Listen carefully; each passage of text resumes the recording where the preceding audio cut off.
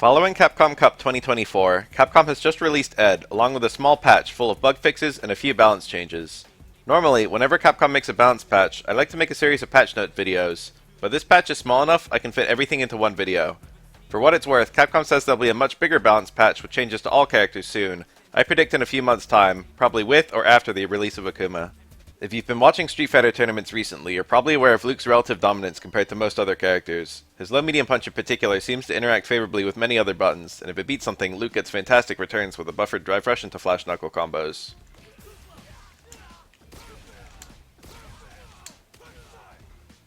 It also checks drive rush or forward movement from the opponent.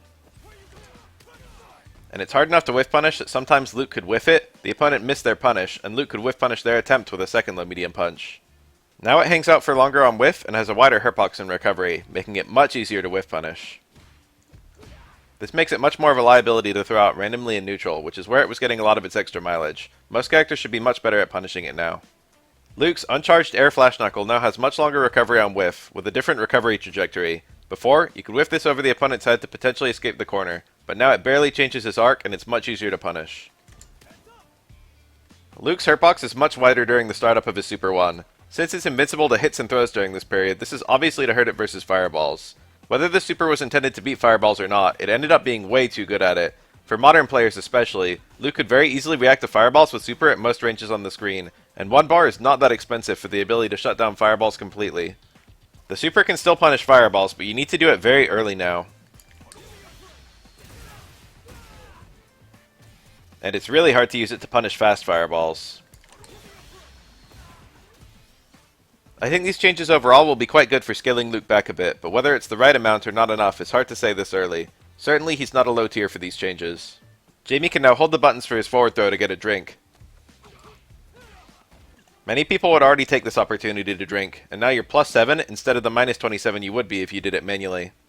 But the distance it creates means you don't get a mix-up or anything, not even in the corner. It's still great just because it's so much safer.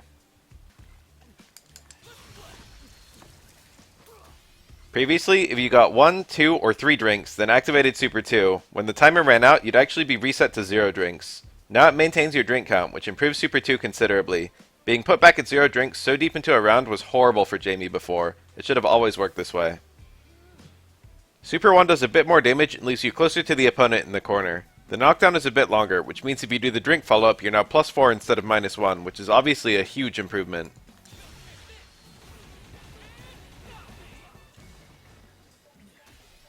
According to the patch notes, Ryu's EX Shoryuken first hit has been changed from a knockback to a blowback. I presume this means the first hit now knocks down, which means it's better versus pokes or any other context where the second hit won't connect. If the opponent was left standing previously, they could potentially punish him on hit. Ryu's towards heavy punch now puts the opponent in proximity block range from farther away. Previously, opponents holding back would simply walk out of the move, causing it to whiff. Hoshogeki got a very large number of buffs. The light version is now minus 3 on block rather than minus 4. This very small change actually bringing it from punishable by the whole cast to safe against the whole cast. Additionally, it's now plus 1 on block versus burned out opponents, who can no longer trade their way out with reversal light normals. Of course, being left point blank and minus 3 on block means Ryu is still vulnerable to mix-ups. Medium, Heavy, EX, and Denshin Hoshogeki all have more range, including when destroying fireballs. Heavy also leaves the opponent closer on block, which is great because it's plus 2. Ryu is still in range to push a throw or frame trap mix-up. It's still very slow, however. EX leaves the opponent closer on block, but just outside throw range. More importantly, it leaves the opponent dramatically closer on hit, which is great for throw resets. The Denshin version really advances Ryu and leaves the opponent very close on block. The EX Denshin version had a 400 damage buff, which is nice considering how much of your resources it consumes. For both Ryu's Hadouken and his SA1, he has a narrower hitbox, which should make it somewhat harder to punish either one with projectile invincible attacks. Ken's forward throw leaves him farther away if used on a cornered opponent, which hurts his ability to throw loop. After an instant forward dash, he's plus 1, which means the opponent's reversal 4-frame normal will beat his throw. However, it's still Ken's advantage since he's +1 and can do light normals himself to counter hit the opponent.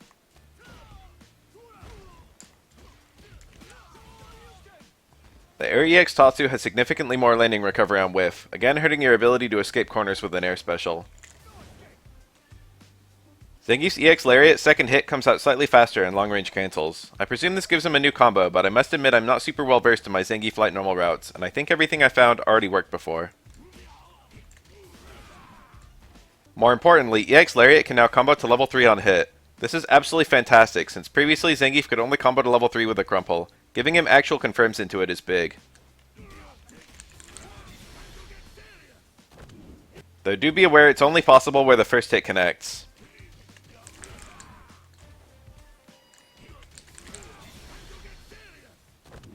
SA1 has a bigger downward hitbox. Honestly, I feel like it's above Zangief where it's the most mediocre, but I'll take any hitbox improvements here. DJ's shimmy low follow-up has less pushback on block, making him more vulnerable to a mix-up afterward. It's also easier to whiff punish. Manon back medium kick now moves if done out of drive rush. Previously it would come to an awkward stop. This move is plus if done out of drive rush, and does give Manon a low overhead mix-up, though not a great one. Manon's level 2 is better at locking opponents in.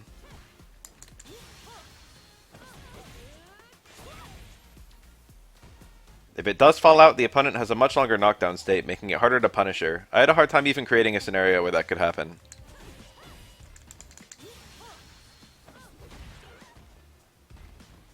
JP stand heavy punch has a wider low hurt box during the animation, and a wider hurt box in general during recovery. This was a low risk, high reward poke for JP, so making it more vulnerable to punishing scales it back.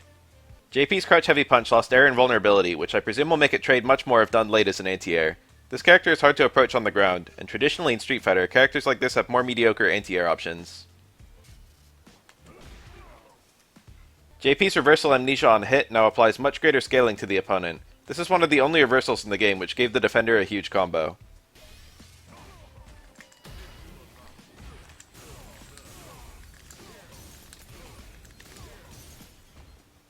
If the opponent parries the hits of EX Amnesia, they now get dramatically more drive meter back, perhaps to compensate for the risk inherent to trying to parry them.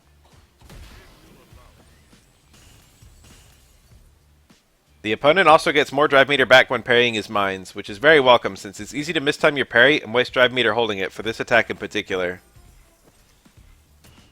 JP was very good at braining opponents out at full screen with relatively low risk, and some characters just don't have an easy way to approach him at all. He seems like the most nerfed character in this little patch, and the only one besides Luke and maybe Geef who feels a tier shift at all. Rashid's anti-air EX Mixer now has invincibility to air attacks once the normal invincibility ends. Lots of anti-airs have this, and I'm surprised Rashid didn't, especially given the price he pays. Aki's stand medium punch now has 5 active frames, up from 3. This makes it better as an advancing poke, which is fantastic since it's honestly one of her best normals, with 6 startup frames and good combo potential. More active frames means a higher success rate when buffering into drive rush from neutral.